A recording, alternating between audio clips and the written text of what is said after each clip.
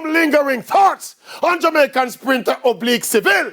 2 consecutive 100-meter fourth place finishes at successive world championships, narrowly missing the medal podium. This one by 0.003 of a second.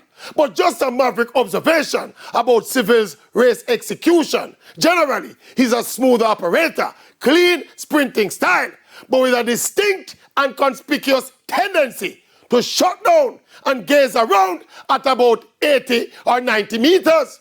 Almost routinely, even in the semi-final at these World Championships. I don't know if it's just his style or it's an energy-saving strategy, but I think this practice has developed into the cardinal bad habit of not sprinting to the line.